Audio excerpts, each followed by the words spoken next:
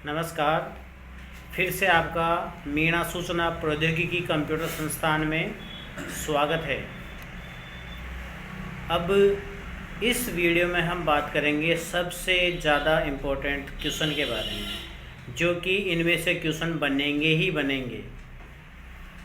अब सबसे पहले हम बात करते हैं कि जो हमारे जो डेस्कटॉप होता है, स्टार्ट होने के बाद जो डिस्प्ले हमारे सामने आती है वहीं से हम स्टार्ट करते हैं। देखिए, पहले तो हम जैसे हम सीपीयू से ऑन करेंगे कंप्यूटर को तो वह प्रोसेसिंग पे चला जाएगा, उसकी बूटिंग होने लग जाएगी, यानी स्टार्ट होने लग जाएगा। स्टार्ट होने के बाद जब हमारे सामने जो डिस्प्ले आती है उसे हम डेस्कटॉप कहते हैं, और उस डेस्कटॉप पर जो छोटे छोटे आइकन आपको दिखाई देते हैं, जैसे माई कंप्यूटर है, रिसाइकल बिन है, और जो अन्य फोल्डर हैं नेटवर्किंग के हैं, और प्रिंटर है। जैसे आप किसी भी प्रिंटर को जो इंस्टॉल करते हैं उसका आइकन आ जाता है।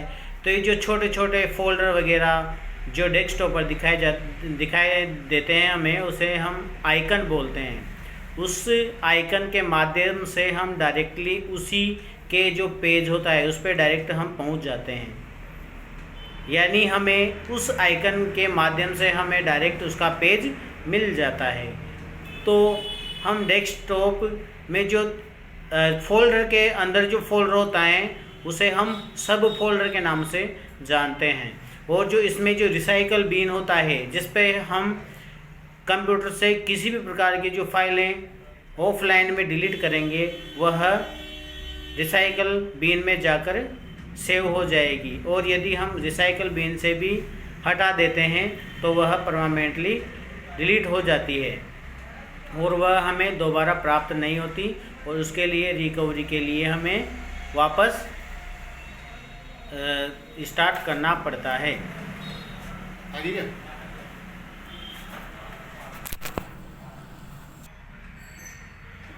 तो इस प्रकार से जो रिसाइकल बिन में जितनी भी फाइलें जाती है वह कंप्यूटर से डिलीट हुई फाइलें जाती है, और जो रिसाइकल बिन से यदि जो फाइलें डिलीट हो जाते हैं उसे वापस नहीं ले सकते, फिर उसे रिकवरिंग के लिए जो सॉफ्टवेयर अपडेट करने वाले होते हैं उनके पास से वह रिकवर होती है।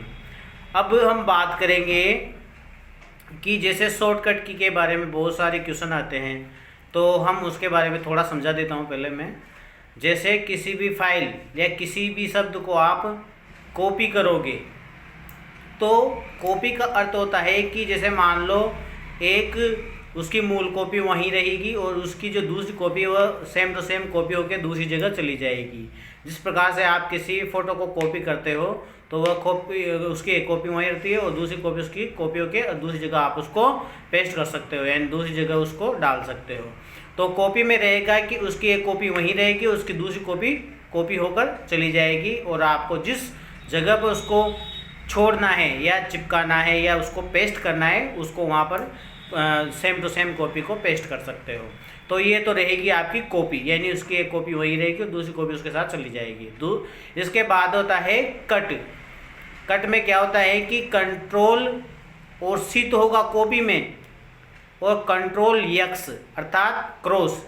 कंट्रोल के साथ यक्स दबाओगे यदि आप, तो उसकी जो कॉपी की जगह आप उस किसी भी, जैसे मान लो आपने रमेश नाम लिखा और फिर आपने उसको वहाँ से कट करना है, यानी उसको वहाँ से हटाना है, तो कंट्रोल के साथ कंट्रोल को छोड़े बिना एक्स बटन दबाने पर आपका वह रमेश वहाँ से कट हो जाएगा, और जहाँ पर भी आप डालना चाहते हो तो वह रमेश उस जगह पर जाके छूट जाएगा, यानी वहाँ पर पेस्ट हो जाएगा। और इन कॉपी और कट किए हुए जिस जगह पर आप उसको पेस्ट करना चाहते हो उसके लिए कंट्रोल प्लस वी, पेस्ट को हम वी से लेंगे। कंट्रोल प्लस वी करने पर वह जो भी शब्द है या जो भी फाइल है वो वहाँ पर पेस्ट हो जाएगी कंट्रोल वी से। तो समझ में आया। कंट्रोल प्लस सी से कॉपी होगा जिसकी कॉपी वहीं पर रहेगी। कंट्रोल प्लस एक्स से कट होगा जिसकी कोई कॉपी नहीं रहेगी।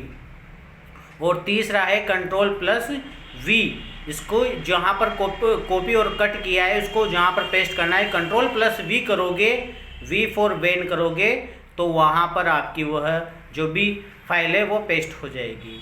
इसके बाद जो आप किसी भी शब्द को टाइप करते हो तो उसमें जो, जैसे मान लो आपने रमेश नाम लिखा, तो वो जो छोटे छोटे लाइनिंग में है, यदि आप उसको बोल्ड यानी गहरा करना चाहते हो, उसको फैलाना चाहते हो, ताकि वह, जैसे मान लो आप जो नॉर्मली किसी भी किताब का पार्ट देखते हो तो जो उसका हेडिंग होता है, पार्ट का नाम होता है, तो बोल्ड अक्षर में होता है यानी बड़ा अक्षर होता है, जो नॉर्मल जो शब्द होते हैं उससे बड़ा होता है ताकि आपको दिखाई दे। तो इस प्रकार के किसी भी आप शब्द को गहरा करना चाहते हो तो इस गहरे वाले शब्द को हम बोल्ड बोलते हैं, कंप्यूटर की भाषा में बोल्ड बोलते हैं। तो Ctrl+B दबाओगे आप तो वह शब्द गहरा हो जाएगा। और जो आप किसी भी शब्द को यदि टेढ़ा करते हो, तिरछा करते हो, तो उस तिरछे वाले शब्द को करने के लिए Ctrl+I यानी आई से आधा हो जाएगा, यानी तिरछा हो जाएगा आई से। तो इस प्रकार से आप ये जो करोगे इसको थोड़ा ध्यान रखना। और उसके बाद जैसे आप किसी भी फाइल को सेव करना चाहते हो तो Ctrl+S दबाने से वह सेव हो जाएगी। और उसमें कोई भी एडिट करना चाहते हो तो एडिट करने के बाद आप वापस उसको Ctrl+S करोगे तो वापस वो एडिट किया हुआ भी शब्द उसमें सेव हो जाएगा। तो यह सेव का हो जाएगा। इसके बाद एक चीज़ और मैंने देखी थी कि हम किसी भी शब्द को या किसी भी पैराग्राफ को टाइप करते हैं तो उसमें हम, जैसे मान लो मैंने एक पाठ लिखा, टाइप किया, तो उस पाठ में मैंने कुछ ऐसे शब्द जोड़ दिए जो कि नहीं जुड़ने थे, तो हमें Ctrl+Z दबाएंगे तो पीछे आ जाएंगे, यानी रेडू हो जाएंगे, और अंडू हो जाएंगे, अंडू यानी पीछे आना। और रेडू के लिए हम Ctrl+Y डालेंगे तो रेडू हो जाएंगे, यानी किसी भी वर्तमान स्थिति से, जैसे मान लो मैंने पूरा पैराग्राफ बना लिया और मैंने जिस प्रकार से वर्तमान समय में, मतलब मैं वर्तमान पैराग्राफ में मैं पूरे पेज टाइप कर रहा हूं और 2 लाइनें, मैंने 2 लाइन ऐसी है जो छूट रही है, तो मुझे 2 लाइन से पीछे जाने के लिए Ctrl+Z करना पड़ेगा। और जैसे मान लो मैंने 2 लाइनें पूरी कर ली, तो मुझे जैसे मान लो पीछे आऊँगा तो Ctrl+Z, और आगे जाने के लिए Ctrl+Y डालना पड़ेगा, यानी रेडू करना पड़ेगा। तो हम आगे वाले समय में पहुंच जाएंगे, यानी आगे वाले पैराग्राफ में पहुंच जाएंगे, जैसे भी होगा। अब रही बात हमारे कुछ इम्पोर्टेंट जो हम फाइल बनाते हैं, जिस प्रकार से हम यदि किसी वर्ड की फाइल में हम किसी शब्द को टाइप करते हैं और उस फाइल को सेव कर लेते हैं, तो जो उस फाइल का एक्सटेंशन होता है, यानी जो उस फाइल में जो जिस नाम से वो फाइल सेव होगी उसके पीछे, जैसे मान लो मैंने रमेश नाम से कोई फाइल बनाई, उसमें मैंने 10 पेज टाइप कर दिए और उस वाली वर्ड वाली फाइल में मैं सेव करना चाहता हूं, तो वो रमेश नाम से सेव हो जाएगी। लेकिन उसका जो एक्सटेंशन रहेगा, एक्सटेंशन का मतलब जैसे पावर पॉइंट है, एक्सेल है और वर्ड है, इन तीनों का अलग अलग एक्सटेंशन होता है। तो हम वर्ड की बात करें तो वर्ड में क्या होगा कि रमेश नाम रहेगा, भाई फाइल का नेम ये रमेश है, फिर .docx यानी डॉक्यूमेंट्स, DOC, तो वर्ड की फाइल DOC यानी डॉक्यूमेंट्स में सेव होगी, .docx डॉक्यूमेंट्स में सेव होगी। इसी प्रकार से हम अंक गणितीय जितने भी कार्य करेंगे वो एक्सेल शीट में करेंगे, जिसे स्प्रेड शीट भी कहा जाता है। उसका जो एक्सटेंशन होता है वह होता है डॉट, जैसे मान लो मैंने रमेश नाम से ये वापस सेव करी फाइल, तो रमेश.xlx एक्सल्स यानी XLSX, यह एक्सेल की जो फाइल एक्सटेंशन है इस नाम से सेव हो जाएगी। और रही बात हमारी पावर पॉइंट, पावर पॉइंट क्या काम आता है? पावर पॉइंट का कार्य होता है किसी भी सभा में या किसी भी मीटिंग में अधिक लोगों को दीवार के माध्यम से या फिर दीवार पर जो प्रोजेक्टर होता है उसके माध्यम से समझाना, या फिर कंप्यूटर पर फाइल के बारे में बताना है। यानी एक बटन दबाने पर दूसरी फाइल खुल जाएगी, यानी टॉपिक बाय टॉपिक खुलती जाएगी। यानी प्रेजेंटेशन करने के लिए पावर पॉइंट का उपयोग किया जाता है। इसके लिए क्या करना, इसकी जो फाइल होती है एक्सटेंशन की, वो होती है .pptx इस प्रकार से यह फाइल होती है। और रही बात हमारी JPEG जो फाइल होती है, जिस प्रकार से हम किसी भी फॉर्म जो अप्लाई करते हैं तो उसमें जो फ़ोटो और सिग्नेचर जो अपलोड होते हैं या फिर आप जितने भी फ़ोटो खींचते हैं तो वह PNG या JPEG में सेव होते हैं। आप फाइल में प्रॉपर्टी में जाकर आप खुद भी चेक कर सकते हैं। तो इसके लिए आप JPEG जो है फ़ोटो वो JPEG में सेव होगा। इसके बाद हम हेडर और फुटर, ये दो क्वेश्चन सबसे ज़्यादा पूछे जाते हैं कि हेडर कहाँ होता है, फुटर कहाँ होता है। जिस प्रकार से किसी भी फाइल को खोलने पर जो पेज का ऊपरी जो भाग है वह हेडर कहलाएगा, यानी हेड अपना कहाँ है, सिर, यानी ऊपर की साइड, तो ये हेडर कहलाएगा पेज का ऊपर का भाग। और जो नीचे का भाग है वो फुटर कहलाएगा। हमारे पैर नीचे होते हैं तो इसी प्रकार से पेज के नीचे का भाग फुटर कहलाता है और ऊपर वाला भाग हेडर कहलाता है। और इसके बाद हम बात करते हैं कि जो लास्ट में जो फाइल को क्लोज करने के लिए जो पेज होता है उसके ऊपरी भाग के जो दायां भाग है उसमें क्रॉस का निशान होता है, जिससे हम किसी भी फाइल को क्लोज कर सकते हैं। और उसके पास में एक माइनस वाला निशान होता है जिसमें हम उसको मिनिमाइज कर सकते हैं, यानी वो फाइल खुली रहेगी, उसे मिनिमाइज करने पर वो फाइल नीचे जो टास्क बार है उस पर आ जाएगी और वह खुली रहेगी, अर्थात मतलब हम किसी दूसरी फाइल पर काम कर सकते हैं। इसके बाद हम बात करेंगे कि जिस प्रकार से हम इंटरनेट का यूज़ करते हैं तो हम किसी भी वेबसाइट को खोलते हैं तो उसमें .com, .nic.in, .in, .education इस प्रकार से बहुत सारे जो डोमेन नेम होते हैं। तो जो टॉप डोमेन नेम है वो, जैसे मान लो मैं बताऊं आपको कि जो किसी भी, जैसे मान लो nykes.org.in इस प्रकार से जो भी साइट रहेगी वो ऑर्गेनाइजेशन मतलब संगठन। तो जैसे नेहरू युवा केंद्र संगठन की कोई साइट है तो उसमें nykes.org डालोगे आप तो उसमें ऑर्गेनाइजेशन यानी उसका डोमेन नेम आ जाएगा भाई ये जो संगठन है, यानी nykes.org। इसके बाद हम देखते हैं कि जिस प्रकार से gov.in गवर्नमेंट, ये जो gov है ये सरकारी का जो पहचानने वाला नाम है। तो जैसे मान लो किसी प्रकार की कोई सी वेबसाइट होगी इसमें अगर जैसे राजस्थान गवर्नमेंट.in तो इस प्रकार से यह गवर्नमेंट.in इसका डोमेन नेम हो जाएगा। और जिस प्रकार से कोई सा भी एकेडमिक जो भी होगा उसका एजुकेशन या AC academic.in आ जाएगा। शिक्षा से संबंधित किसी प्रकार का कोई भी संस्थान या संगठन होगा तो उसके लिए क्या करना होगा कि उसका एक्सटेंशन यानी मतलब जो डोमेन नेम है वो खरीदना होता है। education.in शिक्षा को प्रदर्शित करता है। और जैसे मान लो किसी भी प्रकार का जो .com लगता है तो वह .com होता है कमर्शियल, यानी व्यापारिक करने के लिए, व्यापार करने के लिए कमर्शियल का उपयोग किया जाता है तो उसका .com होता है। और .in होता है जो इंडिया के नाम से प्रदर्शित होता है। जैसे पाकिस्तान का कोई अगर होगा डोमेन तो .pk होगा, और जैसे कनाडा का होगा तो .ca होगा। और जैसे मान लो हम देखते हैं कि एक और है हमारे पास थाईलैंड का हम देखते हैं किसी वेबसाइट को खोजते हैं तो लास्ट में हमारे जो .in होता है उसमें थाईलैंड में .th रहेगा, यानी थाईलैंड का रहेगा।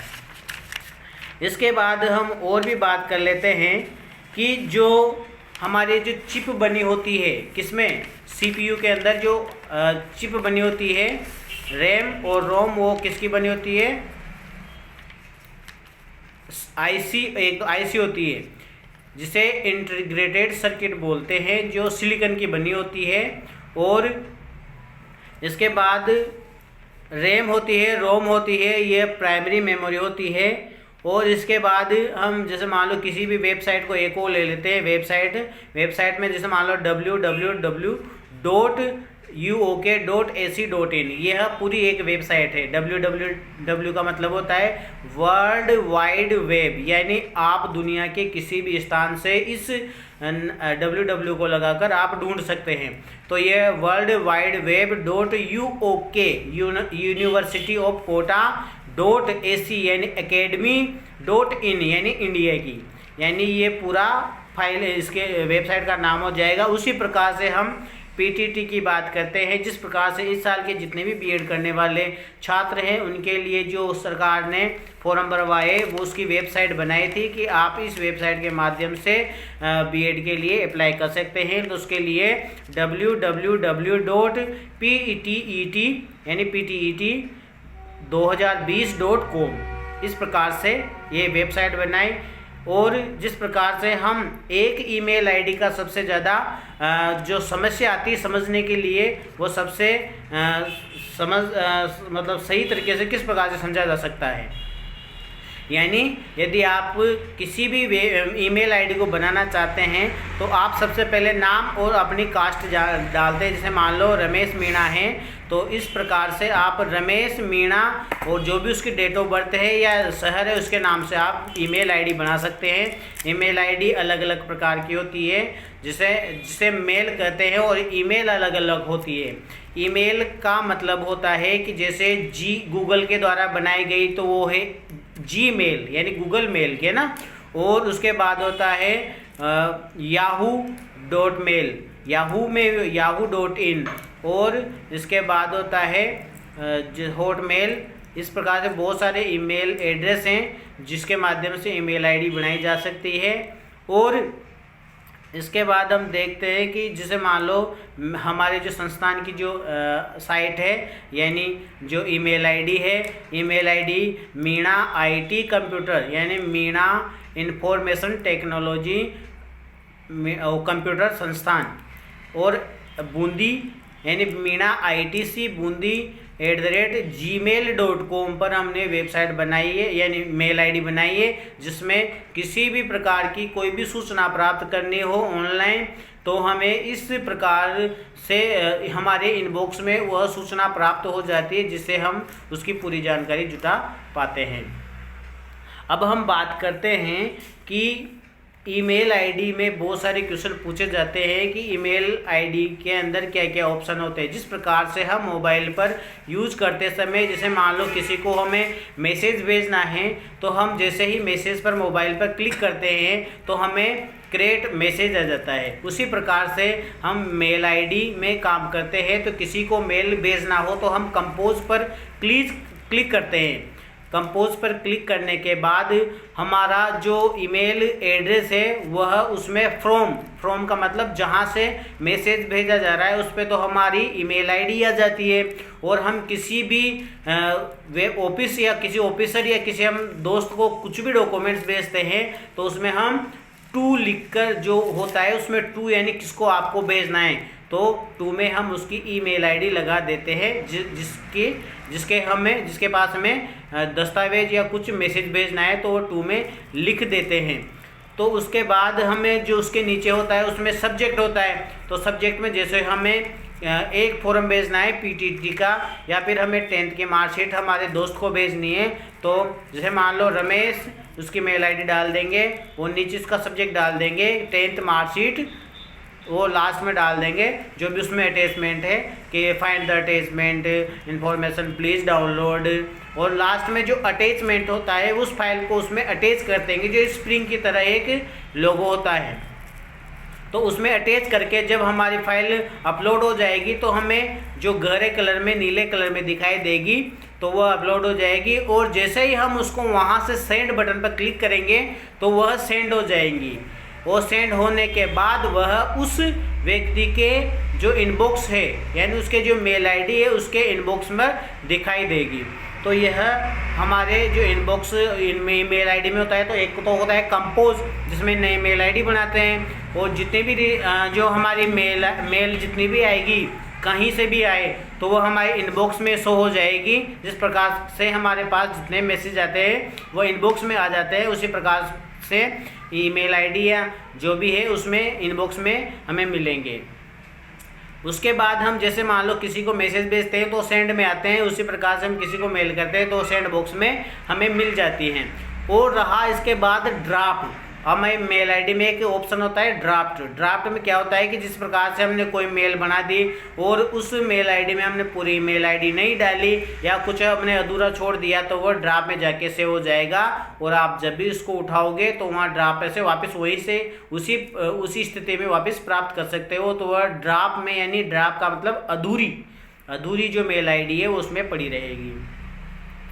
इसके बाद होता है स्पाम। स्पाम का अधिकतर क्वेश्चन पूछा गया है। स्पाम का जो होता है कि जो अनचाही मेल जिसे हम प्राप्ति नहीं करना चाहते और ज़बरदस्ती आने को तैयार होता है, आ भी जाती है और वो कहाँ जाके से हो जाती है, वो हो जाती है स्पाम, यानी अनचाही मेल जो आती है वह स्पाम में आ जाती है। इसके बाद हम बात करते हैं ट्रास। ट्रास का डिलीट का ही दूसरा जो भाग है वह ट्रास होता है। और ट्रास हमें डिलीट का जो जितने भी मेल, जैसे मान लो हमारे पास 1000 मेल आ चुकी है और हम अनचाही बिन चाही, यानी जो हमारे पास हमें चाहिए नहीं वो मैसेज हमारे पास मेल आईडी में पड़े हुए हैं, तो हम सेलेक्ट करके 100 मेल हम वहाँ से डिलीट कर देंगे हमारी ईमेल आईडी से, तो वह ट्रास में जाकर सेव हो जाएंगे। और यदि हम ट्रास से डिलीट कर देंगे तो परमानेंटली वहाँ से डिलीट हो जाएंगे, वापस हम उसे प्राप्त नहीं कर सकते। तो जितनी भी डिलीट की हुई मेल है वो ट्रास में जाकर सेव हो जाएगी। अब बात करते हैं हम कि एक क्वेश्चन पूछा जाता है कि डाटा क्या है, कंप्यूटर में डाटा क्या है। तो जितने भी इमेज, फाइल्स, सॉन्ग्स, वीडियो और जितने भी फाइल्स वगैरह हैं वो सब डाटा कहलाती है। क्या कहलाती है? डाटा कहलाती है। जितनी भी फाइल्स है वो डाटा कहलाती है, कंप्यूटर में डाटा कही जाएगी। अब इसके बाद हम बात करते हैं एक और सबसे इम्पोर्टेंट जो क्वेश्चन है वो पूछते हैं कि जो सर्च इंजन है वो क्या है। एक तो गूगल होता है, एक याहू वाला होता है और दूसरा होता है हमारे जो भी उबंटू, जो गूगल, याहू, यह सर्च इंजन है हमारे। और इसके बाद हम बात करेंगे कि जो फुल फॉर्म है वो पूछते हैं हमसे, तो फुल फॉर्म के लिए हम क्या करेंगे इसके बारे में थोड़ा देख लेते हैं। जैसे जो कंट्रोल, शिफ्ट और अल्टर जो बटन है इसे मॉडिफायर बटन कहते हैं। और जो 1 से 0 1 2 3 4 5 6 7 8 9 ये जो संख्या होती है यह नंबर की होती है। और जो F1 से लेकर F12 तक जो बटन होते हैं उसे फंक्शन कीज़ बोलते हैं। और जो तीर वाले जो बटन होते हैं 4 ऊपर नीचे लेफ्ट राइट जो बटन होते हैं उसे एरो कीज़ बोलते हैं। तो इस प्रकार से हमारे जो कीबोर्ड होता है इसमें जो बटन होते हैं उसमें देखे जाते हैं। और इसके बाद हम बात करेंगे, एक तो होता है फुल फॉर्म के बारे में हम थोड़ा देख लेते हैं कि जो फुल फॉर्म है, देखो इंटरनेट से संबंधित जो फुल फॉर्म है वो होती है लेन होती है, मेन होती है और वेन होती है। यानी लोकल एरिया नेटवर्क होता है एक तो, जो आसपास के जो एरियाज़ हैं उसमें नेटवर्क पहुंचाने के लिए लोकल एरिया नेटवर्क होता है।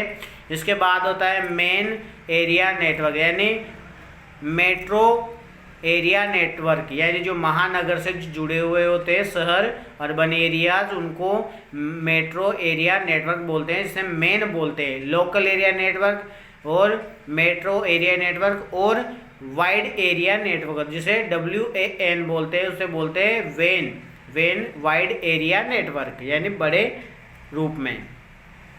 इसके बाद हम देखते हैं CPU को।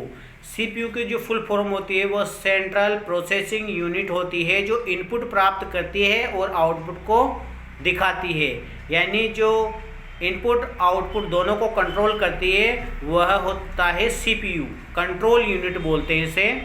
और इसी में एक ALU होता है, अर्थमेटिक लॉजिक यूनिट, यानी आर्थिक गणना और तार्किक क्रियाएं जितनी भी होती है आर्थिक और तार्किक, यानी मैथमेटिक और लॉजिक जो गणनाएं होती है उसको प्रोसेस करता है ALU, अर्थमेटिक लॉजिक यूनिट, यह CPU के अंदर होता है। और इसके बाद हम बात करते हैं, एक हमारे जो किसी भी फाइल के नीचे होता है वह टूल बार होता है, यानी टूल बॉक्स होता है। और इसके रोलर का एक शब्द है। रोलर क्या होता है कि जैसे मान लो हमारे पास 10 पेज हैं, तो फर्स्ट पेज को ऊपर ले जाकर नीचे पेज में जो जाना है हमें, तो रोलर जो माउस का जो गोल वाला जो बटन है जिसमें गिरारी होती है उसको हम घुमाते जाते हैं और लास्ट वाले पेज में पहुंच जाते हैं। एक होता है होम जो बटन होता है इसमें एक, तो होम जो बटन होता है उस पर बटन पर क्लिक करने के बाद हम किसी भी पेज पे हो तो हम उस बटन को दबाने पर होम पेज पर आ जाते हैं। और एक एंड बटन होता है, END बटन होता है, तो उस पर क्लिक करने के बाद हम लास्ट वाले पेज पे पहुंच जाते हैं। अब एक होता है हमारे USB आप जानते हो कि आपके मोबाइल का जो पोर्ट होता है चार्जर वाला, यानी जो लाइट की तरफ लगता है, लाइट का जो डोंगल होता है उसका जो अंदर होता है उसमें वह USB पोर्ट कहलाता है। उसमें आप उसको उसके अंदर भी लगा सकते हो चार्जर के अंदर, और आप लैपटॉप या PC के पीछे भी लगा सकते हो, जिसमें प्रिंटर की जो लीड है वो लगी होती है, माउस की लीड है वो लगी होती है, कीबोर्ड की लीड है वो लगी होती है, और जितने भी आप जो डाटा कार्ड है या जो भी आप यूज़ करते हो वह USB पोर्ट से जुड़े जाते हैं। और वो जो USB पोर्ट है उसका USB का फुल फॉर्म है जो होता है यूनिवर्सल सीरियल बस, उसका फुल फॉर्म होता है। अब सबसे जो इम्पोर्टेंट है वह है, और भी हम देखते हैं कि जो LCD आपने देखा होगा, LCD और LED और CRT इस प्रकार के जो मॉनिटर आते हैं उसमें हम देखते हैं कि जो LCD है वो होती है लिक्विड क्रिस्टल डिस्प्ले। लिक्विड यानी जो तरीलीय पदार्थ है, लिक्विड जो उस पदार्थ से बनता है वो LCD होती है। और CRT कैथोड रे ट्यूब जो शब्द होता है CRT का फुल फॉर्म है कैथोड रे ट्यूब से भी हमारा मॉनिटर बनता है, जिसे CRT बोलते हैं। और सबसे जो शक्तिशाली कंप्यूटर है वो सुपर कंप्यूटर है। जैसा कि आप जानते हैं कि सुपर कंप्यूटर 1976 में जो पहली बार बना था उसका यूज सबसे ज़्यादा हुआ है। और जो भारत का जो कंप्यूटर बनाया गया था वो सिद्धार्थ नाम से था, जो भारत में बना था। इसके बाद हम देखते हैं एक मॉडेम के बारे में बहुत ज़्यादा क्वेश्चन पूछे जाते हैं। मॉडेम क्या होता है? देखो मॉडेम का क्या होता है कि जिस प्रकार से ऑफिस होते हैं, तो ऑफिस में जो BSNL की लाइन लगी होती है उस BSNL लाइन के माध्यम से इंटरनेट को प्रोवाइड किया जाता है, उनके जो भी PC है उसमें सेट किया जाता है। तो वो मतलब इंटरनेट से जो डाटा लेता है उसे चेंज कर मॉड्यूलेटर कर देता है, यानी डेमोलेटर में लेता है मॉड्यूलेटर कर देता है, तो उसका नाम मॉडेम रखा गया है। तो इस प्रकार से ये होता है मॉडेम का, यानी जो उसको क्या है इंटरनेट की जो मेगाबाइट किलोबाइट जो क्षमता होती है इंटरनेट की स्पीड उसमें कन्वर्ट करता है। हमारे पास एक होता है MICR magnetic ink character reader, और एक होता है मैग्नेटिक इंक कैरेक्टर रीडर का मतलब हमारे जो चेक में जो लाइन होती है नंबर होते हैं वो मैग्नेटिक इंक कैरेक्टर रीडर के माध्यम से होते हैं, जिसे MICR नाम से जानते हैं। एक होता है ऑप्टिकल कैरेक्टर रीडर जिसे OCR के नाम से जानते हैं। एक होता है BCR बार कोड रीडर आप जानते हो कि जो पोस्ट ऑफिस में स्पीड पोस्ट कराते हैं तो लाइनिंग होती है, उसे स्कैन करने के लिए बारकोड रीडर का उपयोग करते हैं। और एक और होता है OMR, जिसमें आप आंसर की पे अभी जो RSCIT का एग्ज़ाम देने जाओगे तो आप OMR सीट भरोगे, तो उसकी जो OMR सीट आएगी उसको जो पढ़ने के लिए जिस मशीन का उपयोग किया जाता है उसे बोलते हैं OMR मशीन, यानी ऑप्टिकल मार्क रीडर, यानी जो मार्क है उसको रीड करने के लिए OMR मशीन का उपयोग किया जाता है। और जो CD है, CD यानी कॉम्पैक्ट डिस्क, जिस प्रकार से आज से 5 साल पहले 10 साल पहले जो सीडियाँ आती थी गोल गोल उसे CD बोलते थे, तो उसका जो फुल फॉर्म है वो है कॉम्पैक्ट डिस्क। और इसके बाद हम बात करते हैं जो भाषा होती है कंप्यूटर की वो होती है जावा वाली। और मेमोरी को एक बार और देख लेते हैं, बाकी हमने सब पढ़ लिया है। जो मेमोरी के बारे में हम थोड़ा और डिस्कस कर लेते हैं। देखिए, सबसे जो छोटी जो मेमोरी होती है वो होती है 0 और 1, जिसे बिट कहा जाता है। और उस प्रकार की जो बिट है, यदि वह 1024 बिट हो जाती है तो 1 बाइट का निर्माण करती है। और जो 1024 बाइट का जब निर्माण हो जाता है तो वह किलोबाइट बन जाती है। और किलोबाइट जब 1024 हो जाती है तो 1 मेगाबाइट का रूप ले लेती है। और 1024 जो मेगाबाइट है यानी MB है, वह GB में यानी गीगाबाइट में कन्वर्ट हो जाती है। और 1024 जब गीगाबाइट हो जाएंगे तो 1 टेराबाइट का निर्माण कर लेती है। तो आपने समझा कि जो फोटो है वो किलोबाइट में होते हैं, और जो आपके गाने होते हैं 5-5, 10-10 मिनट के, वो MB में होते हैं।